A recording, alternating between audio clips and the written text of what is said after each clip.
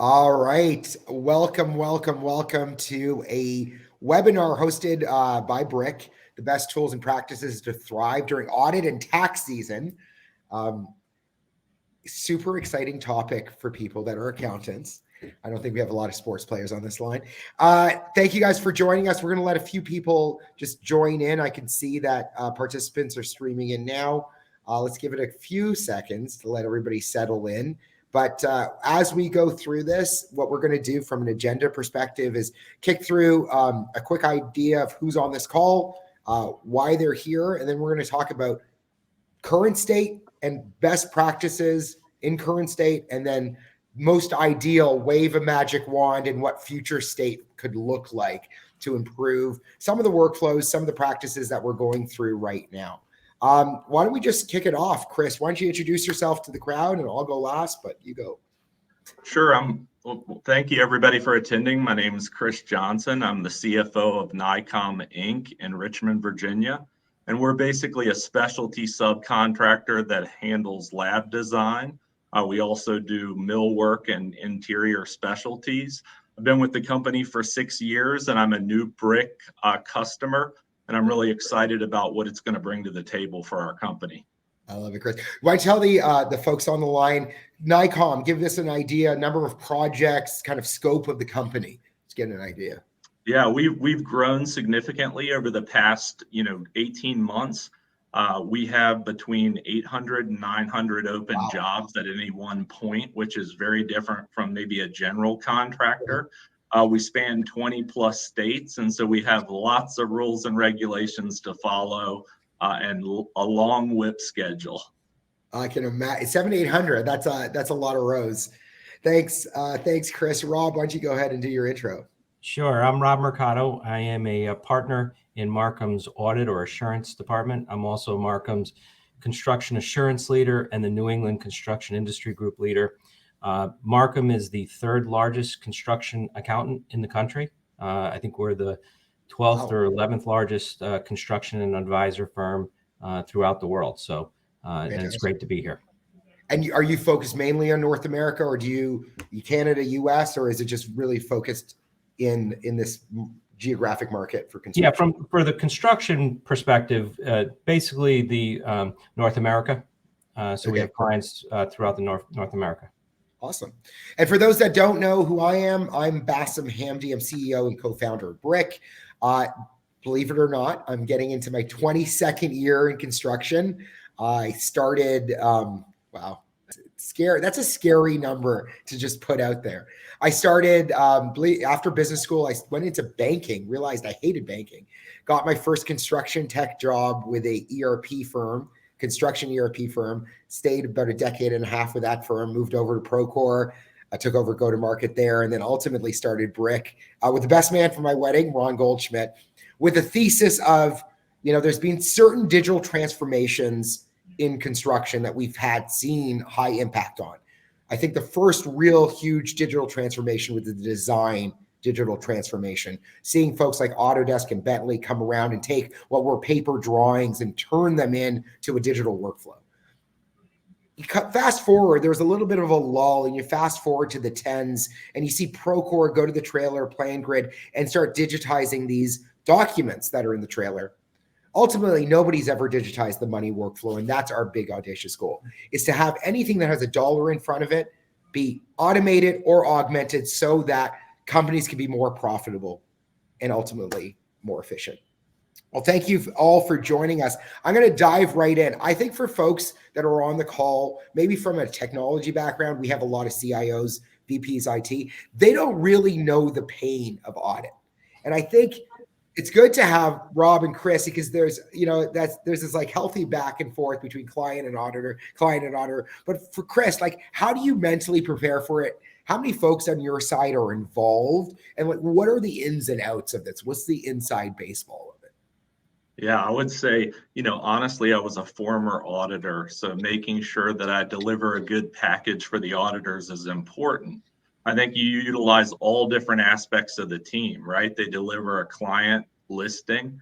And you're really dealing with that around year end when you're Right. closing the books and kind of working through the details. And so for me, it's about, good preparation, planning ahead of time, and then working diligently with the team to provide those requests. And I think that, if you could provide it in a more automated fashion or a way that we could build as part of a project, I could, refresh that on an annual basis. And I think I would be able to provide those inputs more timely to the auditors and kind of check some boxes. I mean, imagine a world where we could look at significant transactions that were highlighted through Briq on a month-to-month basis, but also for the audit. I think that there's a lot there. Absolutely. With so many projects, that are closed, I'm assuming projects are closing, opening all the way through the year. How do you really know the financial position when you have so many moving parts? 800 open jobs, that seems like really a lot of balls in the air. I work with, honestly, it is. I mean, I work with 3 or 4 people on my team, and we basically literally separate out the job cost reports and we work to go through those. Obviously, I look at, the profit changes greater plus or minus $10,000 and take a look at that. But I go a layer deeper to review the JCRs. And our operations team is actively involved in that as well, with 3 operations managers. And we've done a good job, I feel like, of really pushing on job costs, and there's more to come, as we reach this new phase of growth. But I think getting some analytics and data to flag some of these transactions will be the future. I want to grow with Briq just like Nycom has grown, and I want to be looking at those things that matter most to the business. Awesome, thank you. So, Rob, from your perspective, what makes an ideal client experience? That's a good question. First, audit. Everyone, when you hear audit, you get nervous. Sure. We're not. We're not the IRS. We're not. It's a whole different type of ball game. We're really working with the company as opposed to an adversarial type relationship. But an ideal type client is one that's ready for us. Okay, and that's a simple concept. However, a lot of companies aren't ready. So understanding why the numbers are what they are. Doing, as Chris mentioned, talking about different ratios and understanding the fluctuations and things of that nature. We're going to ask the question, why did this change significantly? You need to be ready to answer that, right? Sure. You need to have information put together. Us as auditors, we ask for a lot of information. We're required to. We have to get what we call evidential matter in an audit. And having that information, what would evidential matter mean? Like, what is that exactly? So as an auditor, we can't just take what, Chris as the client would say. He has to prove it to us. Okay, here's an invoice or here's a document from a third party. And a lot of times we have to go out to third parties outside the company to ask if what the client is telling us is true, right? So that's evidential matter. So having good documentation, having it readily available, and being ready so that when we ask you questions, you can provide answers to us. Because one thing that clients don't like is when we camp out at their company. They want us in and out as quick as possible. So being ready for us, knowing what we need, because we provide usually a what we call a PBC list, prepared by client list, at the beginning of the job, having that information ready. This way we can get in and out of your office very quickly, and because you don't want us there, you've got other things to do. You're already busy doing other things. So we're in the way. What makes, and I'll start with Chris, what makes construction, I'm sure you've both actually come from an audit background. What makes construction so much harder? And I've heard this from other auditors. Construction is just so much harder than any other industry. What is it that makes it so hard, Chris? I think it's, I worked in tech for a long time before coming over to Nycom.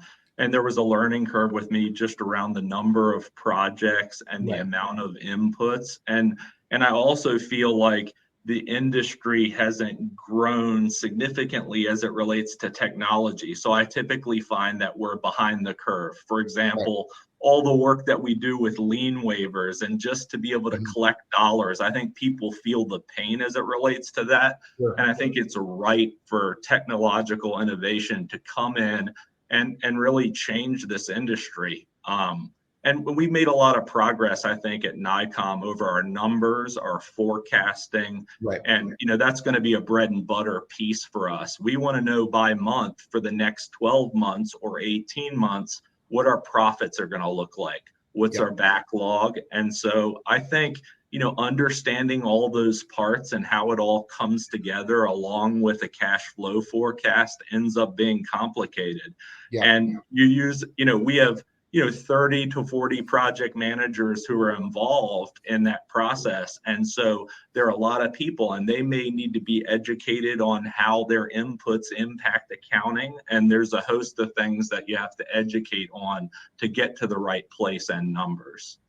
Amazing. Do you feel like having seen other industries, and I see this sometimes when we get into a boardroom and you see the CFO and COO or VP construction, is there a more adversarial relationship between accounting, IT, and ops than you see in other industries?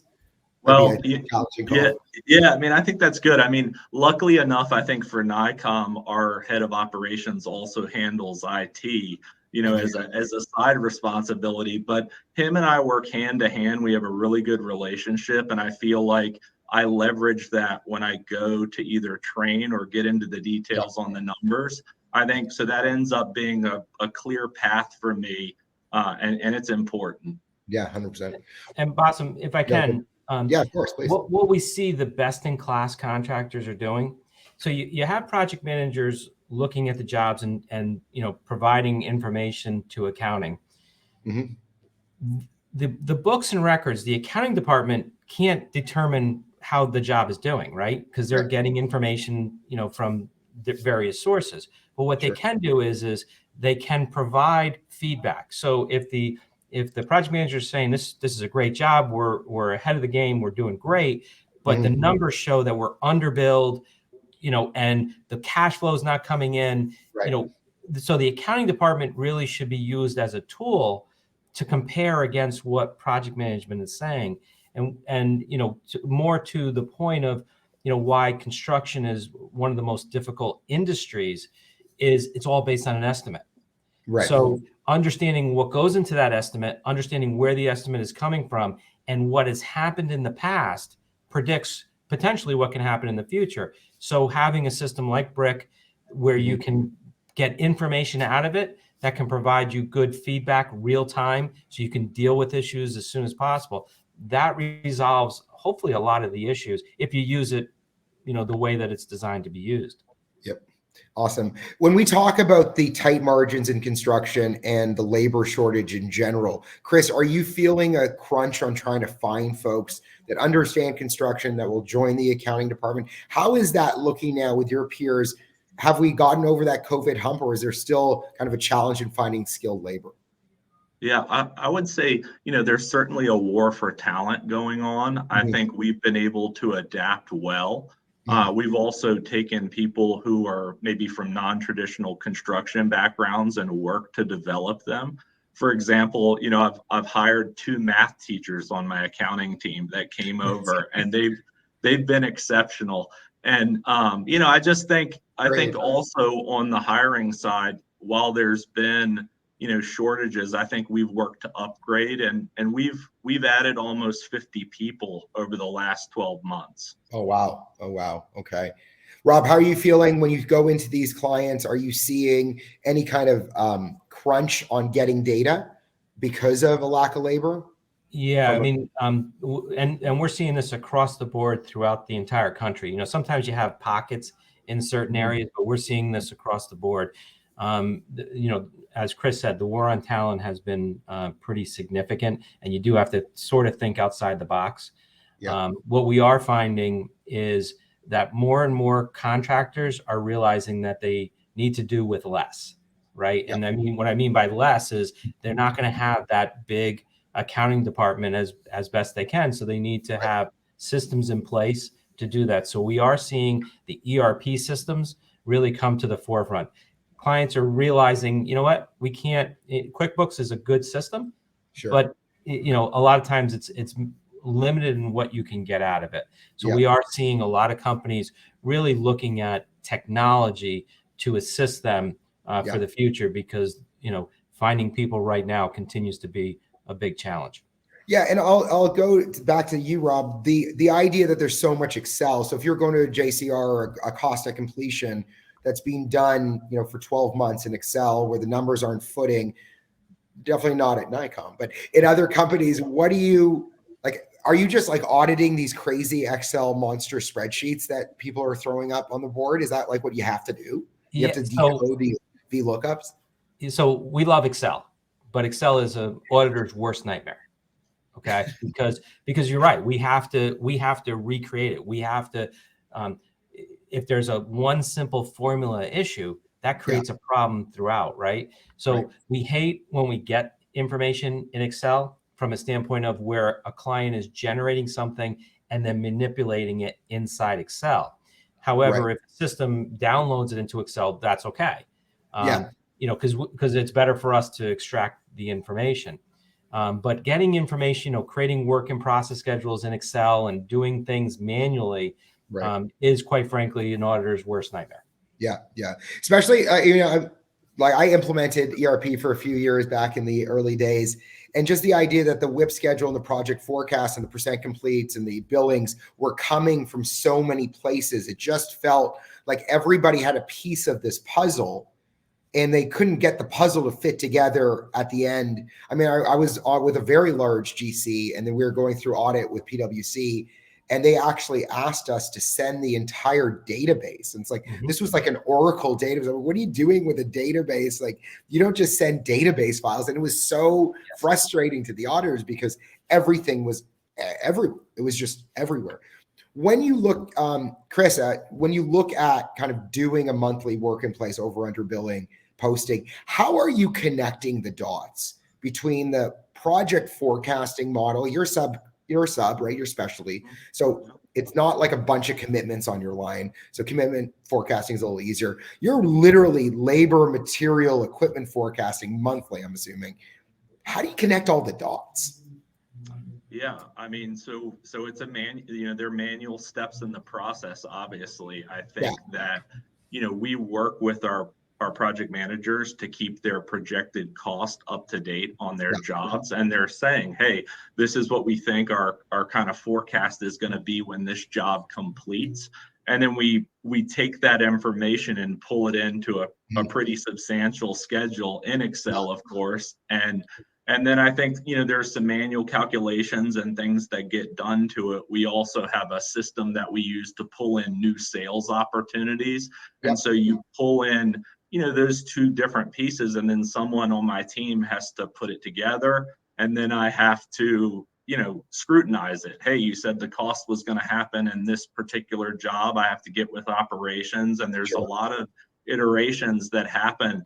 Because if we're sitting at year end and you've got cost in December and really it's going to happen in the first quarter, then, you know, it's going to change my profitability for, you know, the current year. So it becomes important to know when those costs are going to happen. And my vision is that we work to automate this entire process.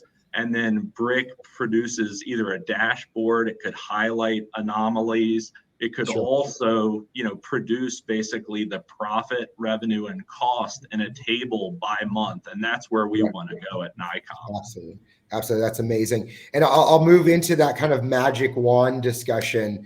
And I think it's bigger than just audit. I think that, you know, for a long time in construction, specifically on the office of the CFO, we have been not provided the right tools from a financial engineering, financial management workflow engine concept.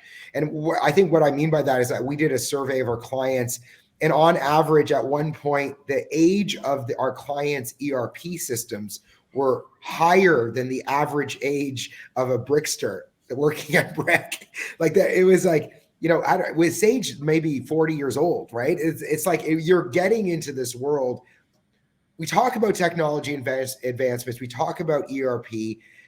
You know, what is a magic wand other than, you know, going through a huge implementation of ERP? What's kind of a magic wand solution if you could click your fingers and get something? What would that be, Chris?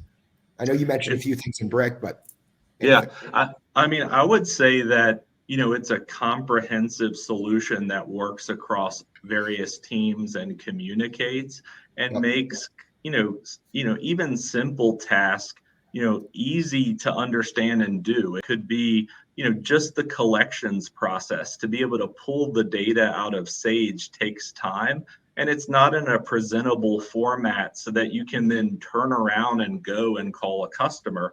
And so for me, you know, next year on the roadmap is a collections dashboard for project managers that would basically tell them, hey, this is the AR that's aged by a particular date, and here are the phone numbers, and it's pulling out of my ERP. I think for me, I've taken a bolt-on type approach because I feel like, you know, there's more growth needed in the underlying ERPs. And I also feel like, you know, the payroll is complicated with CSIP and other things that we deal with on a regular basis. And so for me, I think it's, you know, I need a strategy and a solution now. And I'm not going to overhaul my ERP at this time. And so, you know, I've found cloud-based tools, and I think, you know, one of them being Briq, but I think it's going to helpful post-COVID. How do we get to a better place that's more automated? And that's where I will head. I have an Army background, and I won't stop until I have no paper in my process. I love that. I love that. Bassem, what we're seeing is information is key, and timely information is even more important, right? So a lot of my clients are looking for surety bonds on a regular basis. They're looking to increase their line. There's various things that they're looking to do, and it requires information, accurate, good information that the surety or the bank is looking for, or pre-qualified or whatever that it may be. So it's all about accuracy. It's all about having real-time data. So if you can't turn around a financial statement within, let's say, a month of a period end, you know, the surety is going to look at you and say, what's wrong? So you really, you know, we're seeing in today's day and age, it's all about we need it now type of thing, right? So it's real important that people take into account, especially in the construction industry, making sure that the information is complete and accurate quickly. But also, you got to know how the outside world is looking at you. Okay. And I know Briq has various things in place in it. The construction industry is looked at very different from any other industry. Okay. So understanding what those ratios are that the surety is looking at, especially, you know, most clients of mine need surety credit. So, you know, knowing how the outside world is looking at them and how to interpret that will then put companies in a better position to know, hey, I can go get more bonding capacity. I can go, you know, after these type of jobs and so forth. So it's really becoming extremely important right now and into the future because, you know, it is a very, a lot of competition out there, and being ready to go at any moment in time is the most important. I think you bring up a good point when we talk about lines of credit. One of the things we do with early clients and prospects is we talk about when have you had to unexpectedly use your line because of cash flow crunches. Is that, you know, early on, you know, in the 2010s, interest was very low. Nobody seemed to care, but now we're seeing an uptick in this interest rate market, significant uptick in some cases. And, you know, like you said, bankers see our industry as a high risk industry in a lot of cases. What are contractors doing specifically to avoid that constriction, to say, okay, I'm not going to need my line? Or how many contractors are using a line that they're using just to get over a month end? Maybe Rob, you can start with that. Yeah. So line of credit is extremely important, especially if you're going for surety credit, and having what they call a virgin line, meaning you're not using it, right? So the surety wants you to have a line of credit, but don't use it. Don't ever use it. Right? Don't use it, because they want you to have the ability to get cash. at a moment's notice if you have if you're having trouble. So if you're into the line, your goal before a period end or a reporting period where you're reporting out to the outside world, you want to try to clean that up as best you can. Now, there are some companies, like if they're cash basis for tax purposes, they may go into the line because they're doing some tax, some tax planning, I guess you could say. But that's easily disclosed in the statement where you can kind of explain, oh, well, it got paid off subsequent to year end. So it makes it easy. But the line of credit is extremely important. We are seeing companies going after a larger line of credit than they had in the past, because with the PPP program and with the ERC programs that have been out there from a government perspective, it's helped contractors build up their balance sheet or clean up some things in the past. So now they're in their best position possible. So always ask when you don't need it. And a lot of our contractors have bigger backlogs than they've ever had in the past. So they're concerned about what the future looks like. Got a lot of work coming up. Don't know how we're going to get it done. So we need to make sure that we have a strong line of credit availability in order to mitigate any cash flow issues. Sure. And Chris, you were mentioning before the call, you're feeling good about the economy right now. Like the backlog is looking strong and positive. Just for us, I mean, I think generally about the economy, there can some concerns, certainly with interest rates, but I think we haven't seen it, and sometimes you see that lag, but we haven't seen it in the healthcare space and in other spaces that we operate in. I think on the credit line side, we typically utilize a line and we use it, especially during periods of growth. I think maybe, where Briq can help with that would be, I do a monthly borrowing base. I also have covenants that get calculated, related for the bank. I can see those being automated by Briq. I push refresh and they're done because they're not that complicated. And so I see a world where we kind of merge those two worlds to get the analytics that I need.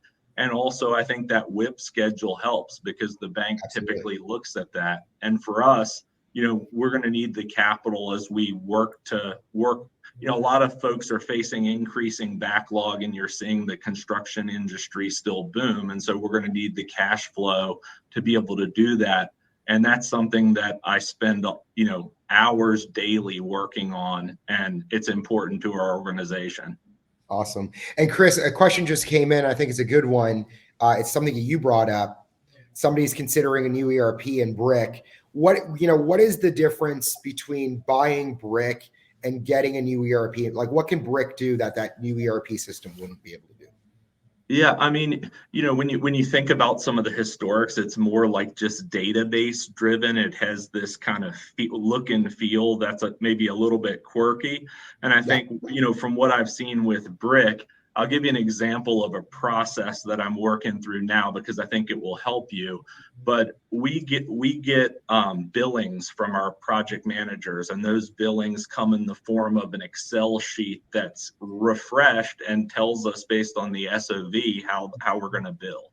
Well, in the first project I tackled with Briq, and it's a complicated one, is that bots will take the information that's provided in Briq, and the project managers will take the SOV, it will populate in Briq, they'll input the billing for the next month, and then instead of my team having to manually key that into the ERP system, the bot will take over while my associate can go home and go to bed, and then basically produce the AIA documentation that would support it.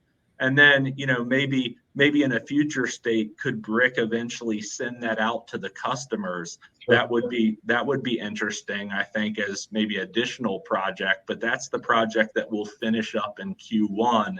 And so I just see it being a cloud-based solution that's going to automate these processes that can't be done typically inside the ERP. I mean, how many times do you feel like your data is held hostage when you're working in some of these systems? And that's what I hope to move away from. It's unlock that data. And I think it's good to take a note there for those that may be asking that question, that Briq is a financial automation platform, and it's powered by this back end that these little programs called bots. There's a great article, I think, in the Wall Street Journal called "The Robots Are Coming for Fill-in Accounting." It's kind of tongue-in-cheek, but it's that robotic accounting model where you take these big, gnarly workflows, Chris, you mentioned a lot of them, and you atomize them, you break them up into bite-sized chunks that make sense, like a play in an NFL game. And then you automate these tasks using this technology. And this technology that we've invented, they work 24 hours a day, 7 days a week. Just like they never take a sick day, never go home on weekends, can't get COVID. The idea here is that they're driving to automate the tasks that a human can teach a computer to do. And I think that's the big, for Maura who asked the question, that's the big differentiation between ERP, which is really, the word accounting is typing data into a screen for things that have happened elsewhere, versus a workflow engine like Briq that automates workflows. And I think that for that question, that's kind of the big differentiator. Let's talk a little bit about automation and the journey of automation and how you get tasks eliminated.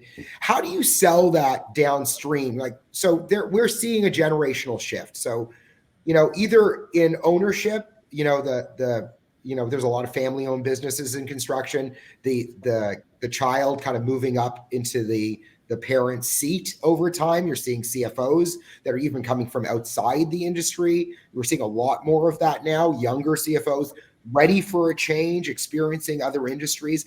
When you get to a company that's being like, hey, this has been great. I'm in business for 50 years. This is the way, the grandparent did it, wrote it down on the back of a napkin. How do you sell that internally? That no, the wave of the future is automation. You got to get there. I mean, Rob or Chris, you could start, whoever has an answer. How do you sell kind of the old school ownership on the new school ideas? Go ahead, Chris, and then I'll talk.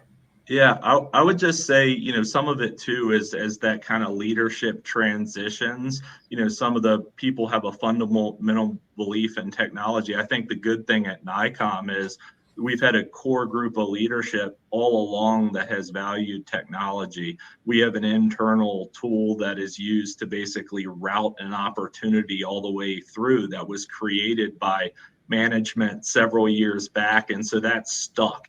And so I think when you go make the use case, sometimes it's hard to quantify kind of the soft costs that you'll eliminate. Right. But, I feel like, our ownership, we're a family run business, our ownership listens and, they see the benefits and they want us to get to a better place. And when you work, let's just say to double your backlog and now you're looking at solutions versus adding resources, I think that makes sense. It's got to be a balance. I think we're constantly work at progress and looking for technology solutions that are going to make us faster, leaner, and stronger. I love it.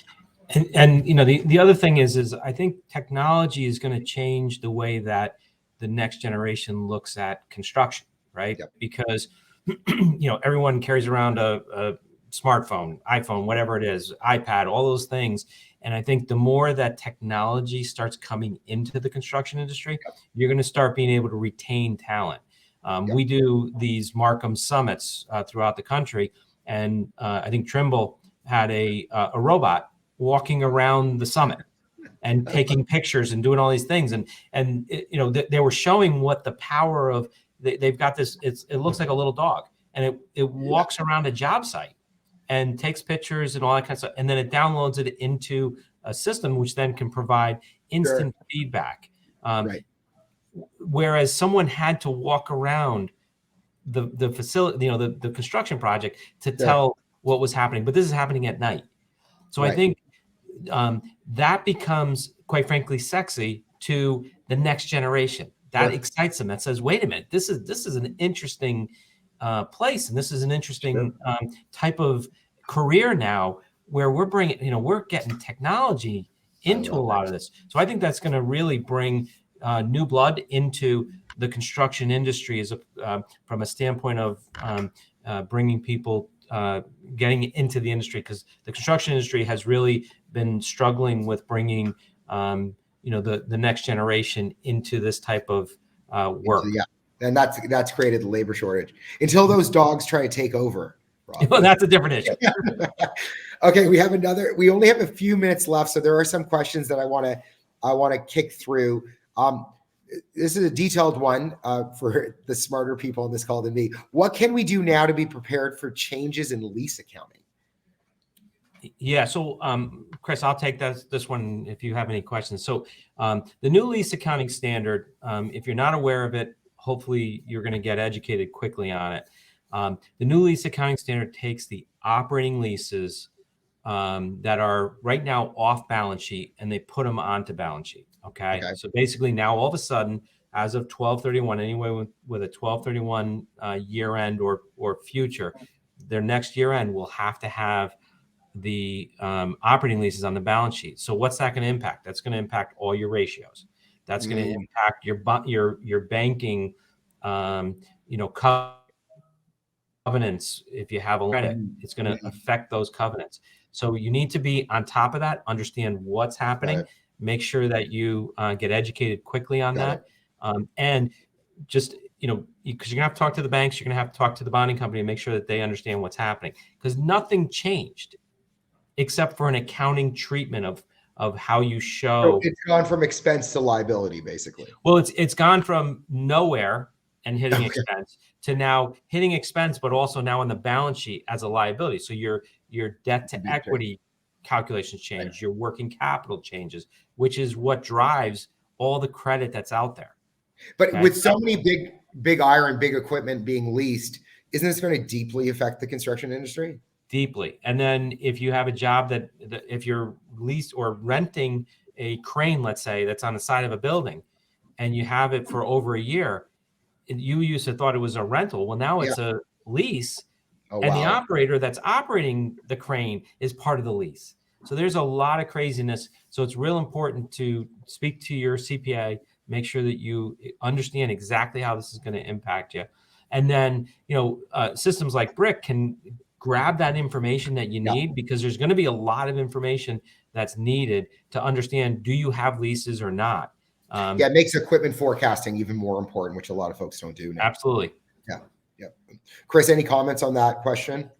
No, I was smart. Since I'm a former auditor, I have our auditors help us along the way, or just our organization. And that makes sense in this space. Sure. That's great. Well, everyone, there are a few more questions, but we're definitely running out of time. I really appreciate Chris and Rob being on. Thank you so much for joining us. Any last words, comments on kind of long-term strategy, kind of a thumbs up, sunshine pump for the economy, whatever you want to do? Any closing comments, Chris or Rob? Chris, go ahead. I would just say, I'm looking forward to what happens, as we work to implement Briq further. Just like I said, Nycom, we want to grow along with Briq, and you guys are going to be our solution. And so we're expecting big things. I love it. And from my perspective, I'm excited about technology. I'm excited about what it's bringing to the construction industry. Systems like Briq are, bringing a lot of good information, real-time information, and the ability to get information quickly. So I'm real excited about what the future holds for the construction industry.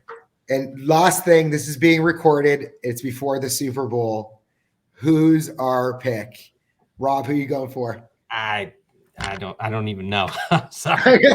Chris, you a fan or no? I'm going Eagles. Eagles. That's a good one. I think Chiefs. I got to do Chiefs. So we'll play this back and then we'll see how it goes. Thank you so much, everybody. Join us next time. Cheers. Bye-bye.